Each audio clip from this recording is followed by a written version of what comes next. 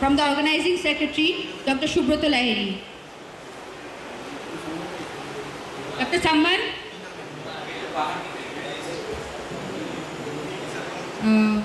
The second prize goes to Dr. Nagveni and Dr. Binidro, a joint second prize. Dr. Nagveni, please.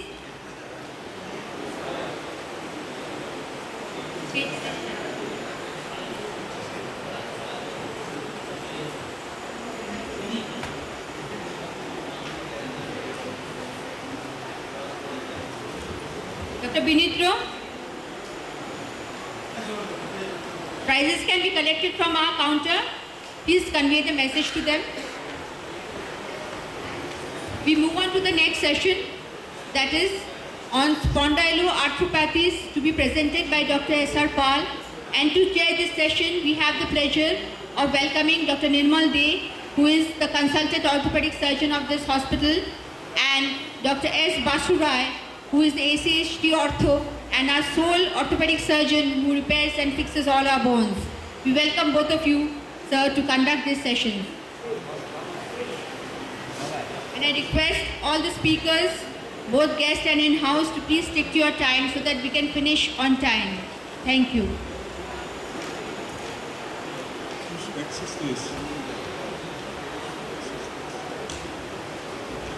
Good morning.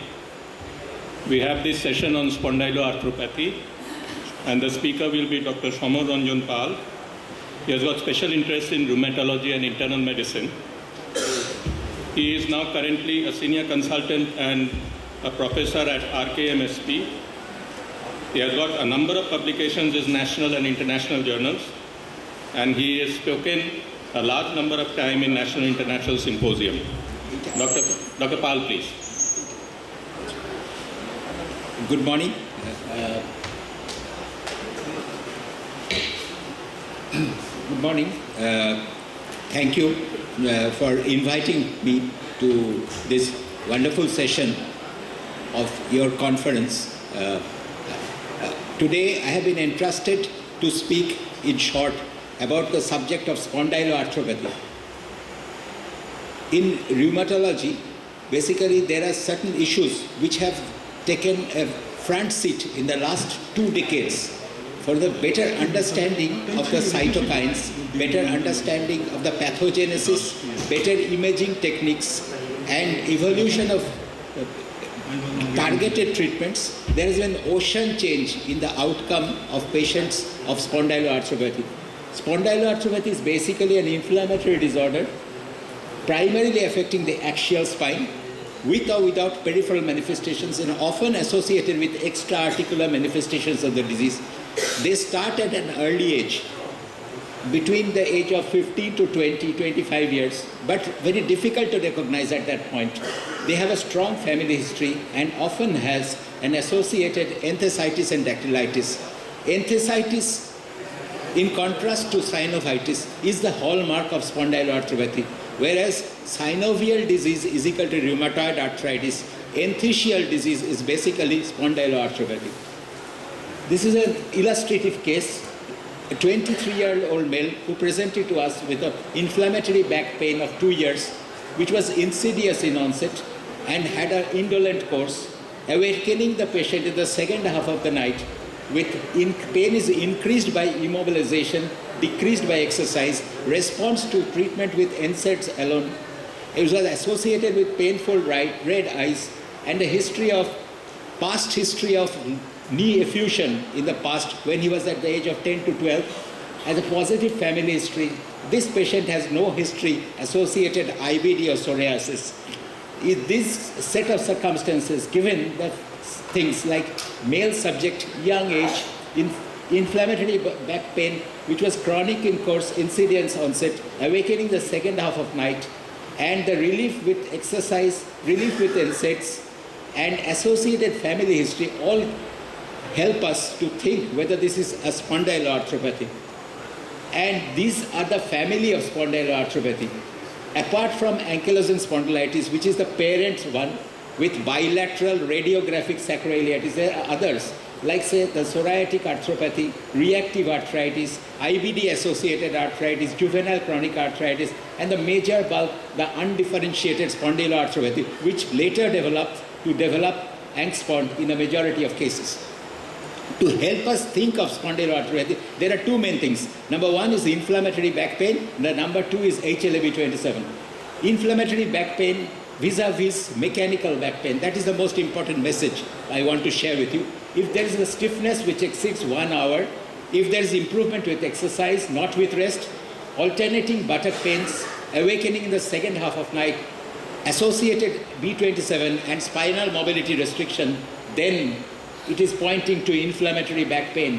And there are certain parameters which help us to think this could be an early SPA, like alternate buttock pain, the anterior uveitis, family history, associated B27, and a positive MRI. B27, several subtypes have been identified. 90% AS patients are positive for B27. 98% B27 patients don't have AS. B27 is not equal to AS. We have a vague symptom, arthralgia, without any inflammatory back pain, without any evidence of sacroiliitis. B27 is positive. We should not think of spondyloarthropathy. That is the main thing. The prevalence among B27 positive first degree relatives is around 20%. So if the patient is B27, this is one thing. If there's an inflammatory back pain with bilateral sacroiliitis, it is angst. If there are no typical evidences of angst, if there are more than 3 SPA criteria, it is angst. If there are 1 to 2 SPA criteria and B27 is positive, then it is angst. If there are no SPA criteria, most likely it is not angst. However, if it is B27 positive and the MRI is confirmatory, then it is angst. So this is in a nutshell. The normal prevalence is different in different geographic areas. On an average, it is 70%. And in the AS population, it is around 90%. At present, 1 to 6% of adults inheriting B27 are angst. And among B27 positive adult first degree relatives, the prevalence is around 10 to 30%. Now, B27 is not the only genetic component. There are other genetic components which are implicated via the recent GWAS studies. Fracture is very common in AS because osteoporosis goes hand in hand. Newborn formation is a hallmark of angst or spondyloarthropathy. Side by side, osteoporosis, post-inflammatory osteoporosis is very important, and osteoporosis leads to fractures. 10% lifetime risk of fracture, and the lower cervical spine is the commonest. There's a delay between the first symptoms and the first diagnosis in ankylosing spondylitis, and on average it is 5 to 7 years. Our main idea in the last 2 decades has been to minimize this period to less than a year or less than 2 years. The mortality is related to GI bleed, accidents, NSAID gastropathy, NSAID renal failure, suicides from severe pain, cerebral vascular disease, and circulatory disease. Genetics, as I've told you, I won't go into the details. B27, IL-23R, particularly newer drugs are coming, IL-12 and IL-23 antagonists, ERAP1. AS changes over time from the pre-radiographic stage, where the only sacroiliitis on MRI is found, to the radiographic stage, and the stage when you have criteria, syndesmophytes, when you don't need a doctor to diagnose. This is basically how angst progresses. When we are trying to assess the disease early, if a patient has a chronic back pain of more than 3 months duration, starting less than 45 or less than 40 years of age, inflammatory back pain, the sensitivity and specificity is 75%. And for simple things, 1 out of 7 patients who have axial SPA, of these patients, IBP, will be spondyloarthropathy. And this is simple to apply. And B27, the sensitivity and specificity is 90%. So if a patient has a chronic back pain less than 45 years of age and has an inflammatory back pain that by the current criteria, 1 in 7 chances this is SPA. And if it is B27 positive, 1 in 3 chances this is SPA. This is a simple method to get the diagnostic probability of the disease. inflammatory back pain, heel pain, anterior uveitis, good response to NSAIDs. These are given certain weightage points, and the likelihood ratio product is, if it is greater, then the probability of the disease is higher. Any back pain, the chance of Angst-Pond is only 5%. And whereas inflammatory back pain, the chance is 15%. And when the likelihood ratio is high, it is 100%. So assess criteria for axial. This is the recent criteria as of 2009, and we are following this in our daily practice. Either sacroiliitis or imaging. Imaging means MRI today, not bilateral sacroiliitis on X-ray, because that takes time, that takes 5 to 7 years, even 10 years. And by that time, we have missed the bus. So we have to diagnose early. In that case, MRI is very important, or radiographical as per the New York criteria with SPA features. If we get confirmatory imaging criteria with at least one SPA feature as listed on the left, then it is Angst-Pond, or if it is B27 positive with more than 2 SPA features, then it is Angst-Pond. So this is for the peripheral, like psoriatic, IBD and other things. In this case, patients with peripheral manifestations who have these features, like say uveitis, psoriasis, Crohn's, preceding infection, or 2 of the features like arthritis, enthesitis, dactylitis, inflammatory back pain. In primary care, when people from all disciplines are seeing the patient in a busy outdoor, in primary care, we have to remember these 3 things. That's age and onset, less than 35 years, waking up in the second half of night, alternating buttock pain, improvement by NSAIDs within 48 hours of the action, and improvement by movement and not by rest. Then we have to think we are dealing with an axial spondyloarthropathy.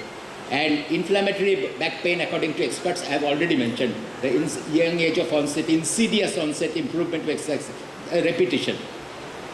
This is what we used to follow previously, modified New York criteria, and this is the ESSG criteria we follow in a busy outdoor. Either there is a history of inflammatory spinal pain or synovitis with one or more of the following variables, then we think it is spondyloarthropathy. This is the assess criteria, repetition. So, as I told you, radiology changes appear late, and by the time we get class score of 3 or above, it is already too late to treat the disease. So basically, we have to pick the disease from the MRI, and from the MRI, there are acute and chronic inflammatory changes. What we depend on for the early diagnosis is basically active inflammatory lesions, particularly bone marrow edema is the hallmark. In this slide, you see, this is the bone marrow edema that has been shown here. So basically, bone marrow edema is the hallmark of this disease. So, and we could also pick it up from synovitis, from capsulitis. There are other conditions which can be dangerous unless we have, these are chronic inflammatory lesions. Only presence of chronic inflammatory lesions cannot help in the diagnosis of Angst-Pond. So we can confirm with erosions, but there must be bone marrow edema. That is most important.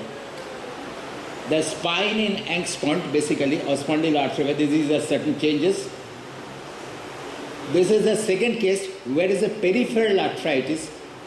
We see the ankle pain and swelling, painful swollen toes, left-sided back pain, associated scalp psoriasis and nail changes, associated enthesitis, dactylitis, and in this sort of cases, we think this could be a psoriatic arthropathy, which is a variety of spondyloarthropathy. So to prevent disability, what we can do is basically, we reduce the disease activity. We try to limit inflammation. For that, we reduce disease activity and prevent structural damage, thereby preventing disability. And our main purpose is to give the patients relief from signs and symptoms in the short term, but prevent structural damage and new bone formation, ankylosis of the joints, and very poor quality of life in the long term. For this is a recommendation. Education, exercise, physical therapy, rehabilitation is the cornerstone. And NSAIDs are still the main cornerstone of therapy for ankylosing spondylitis or spondyloarthropathy. All patients, unless specifically contraindicated, should be offered NSAIDs, and a fair trial of NSAIDs up to 9 months following other precautions should be given. and it is safe because it is used at a younger age. And for peripheral disease, we can use DMARDs, but there is no scope for DMARDs in axial disease. The goal, as I told you, patient education, relief of pain and stiffness, maintenance of mobility and management of complications. As I told you, NSAIDs can retard radiographic progression. That is the main message I want to share with you. Newborn formation is, and all NSAIDs, unlike what is propagated by the pharmaceutical companies, they are all equivalent in equal doses. And there's a risk of GI bleed of which we are scared. The main message is basically it should be used with caution in elderly patients, but at the young age of 16 to 30, they are relatively safe. The ACR recommendation, the ACG recommendations regarding GI bleed. Corticosteroids, systemic use, no application, only local use in case of enthesitis or tendinitis or local therapies. DMARDs for Angstpon, scope is very limited. Sulfasalazine in peripheral arthritis is effective. Pamidronate has a limited use. It is good in a poor man's treatment, but basically it is not freely available. Thalidomide it is the poor man's infliximab in ankylosing spondylitis or spondyloarthropathy. We are using it for some time and have mixed results. As you see, NSAIDs, approximately 50% of Angstpon or spondyloarthropathy patients do not reach a BASDAI score less than 4 and so have to be treated with anti-TNF drugs. This is the state-of-the-art treatment for Angstpon, and those who are diagnosed with the New York criteria or SS criteria, BASDAI persistently of 4 and an expert opinion, we offer this treatment where there are no contraindications. These are different drugs. I will not go into the details of that. Basically, this just shows the percentage of patients who improve with therapy. The white one is the infliximab one, the red one is the placebo. You see for yourself what is the good result in the functional index and the meteorological index and others. And there's a persistent clinical response, and you see the treatment progression after 4 years. These are other studies of infliximab, and you see the sustained efficacy over 2 years, actual improvement of gadolinium score, radiographic spinal progression with infliximab, how it is arrested. And the adverse reactions, we have very scary ideas about, but we use it regular basis. And if it is judiciously used, it is a safe drug, should be used by persons who can use it. Sorry, may I reverse it? Though this has to be monitored with certain indices, basically, that is basically with the help of BASDAI, disease activity score, BAS5 functional index, meteorological index. What is important is basically the cost of therapy is prohibitive in a country like ours, and the chances of infection, particularly tuberculosis in our country, and each and every case where we use anti-TNF, there should be a screening for tuberculosis in the form of chest X-ray, CT scan of the chest, if required of the abdomen, and Mantoux test and a quantifier, IGRA, IGRA test. And we have to identify the latent cases of tuberculosis and clinical cases of tuberculosis. If there are clinically active tuberculosis, they have to be treated early, and clinically latent tuberculosis has to be treated, and that has to be channelized. And this is how we go about it. And this is the functional index. These can be done in a busy outdoor. Then the other things, extra-articular manifestations are common, and these extra-articular manifestations, as you can see, includes inflammatory bowel disease, there is psoriasis, uveitis, they're very common. So this is an algorithm we follow in a busy outdoor. Chronic low back pain, the probability of axial SPA is 5%. If it is inflammatory, pretest probability becomes 14%, no, pretest probability is less than 2%. If it is yes, then if other SPA features are there, then we do X-ray. X-ray is positive, it is Angstpon. If it is negative, other SPA features, then we do, if there are more than 3 SPA features, it is Angstpon. 1 to 2 SPA features, we do a HB27. If it is positive, it is Angstpon. If it is negative, consider other diagnosis. If it is no SPA feature, most likely it is not Angstpon. But if it is a very strong suspicion, do a B27. If it is positive, it is Angstpon. And it confirm it by MRI. Otherwise, and the carry home message, which patients should be treated with TNF alpha blocking agents. First of all, we have to diagnose early. This is a slightly old slide, I apologize for that. Today we diagnose by ASAS criteria and we can diagnose by 2 years of the disease. That is fairly early diagnosis. NY criteria used to diagnose 5 to 7 years later. If it is resistant to at least 2 NSAIDs and has a BASDI of more than 4, plus an expert opinion, and there are no contraindications to anti-TNF therapy, we should go ahead with therapy and we can limit morbidity and mortality. Thank you. Thank you, Dr. Pal, for a very detailed description of this topic. I have one question to ask. Can you share your personal experience with, the disease modification with this TNF alpha blockers? We have my personal data. I have used anti-TNF drugs in the entire gamut of spondyloarthropathy in maybe about 25 to 30 patients because of cost constraints. But apart from 1 or 2 cases where I had to withdraw the drug due to adverse reactions, I got uniformly good results in all patients. And one patient was very late, so that patient did not have any good results. So selection of the patients is the most important criteria, and 2 patients we had to withdraw due to tuberculosis. 1 patient we had to withdraw because he developed ANF positivity and features of lupus, which were reversed after withdrawing this anti-TNF drug. Otherwise, the anti-inflammatory efficacy, reversal of ESR, CRP, clinical improvement is phenomenal. When a patient was disabled for weeks or months together, the very next day, that is my first experience, the very next day I came on the morning round, was greeting me walking in the corridor. So basically that is the sort of experience that is sustained. Only thing, I have patients who are taking the medicine for up to 11 years, 10, 11 years. And none of them stay in India. 2 or 3 of them stay abroad. They are getting one brand which is given weekly at first, then it's given every 10 days. They are managing their spacing. They say, I stay well when I take every 10 days. When I make it 12 days, it worsens. 14 days, it's worse. But they can afford it. But that size number is very small, basically.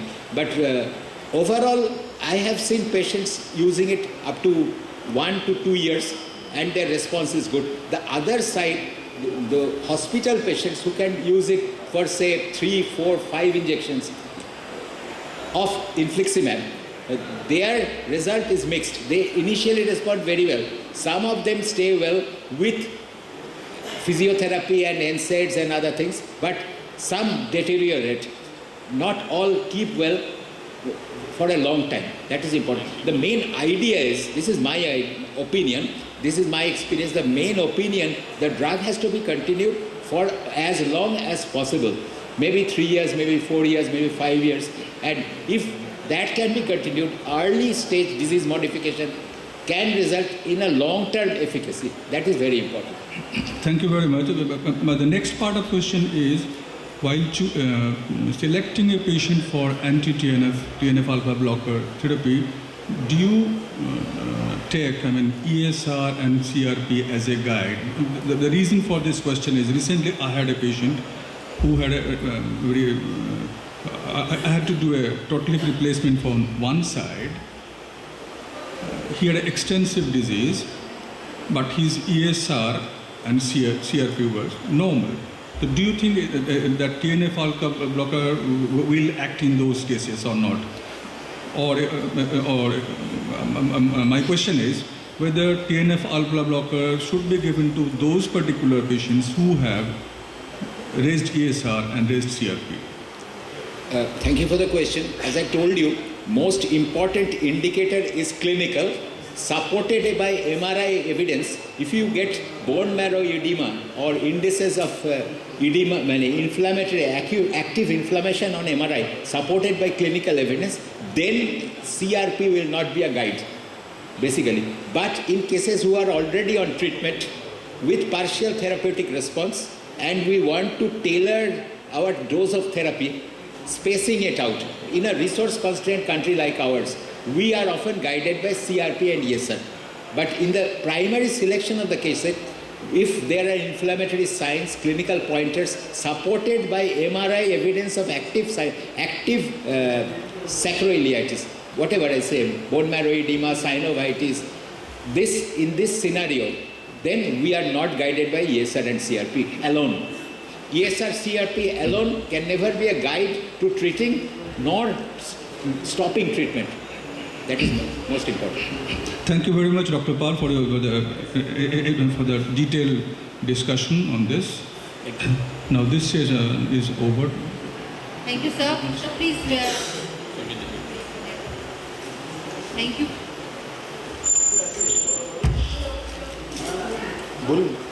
Hello. Thank you, sir. Now we request Dr. Nirmal Dey to present a memento on behalf of the organizers. And we request our retired chief ENT surgeon, Dr. Premananda Nayak, to present a memento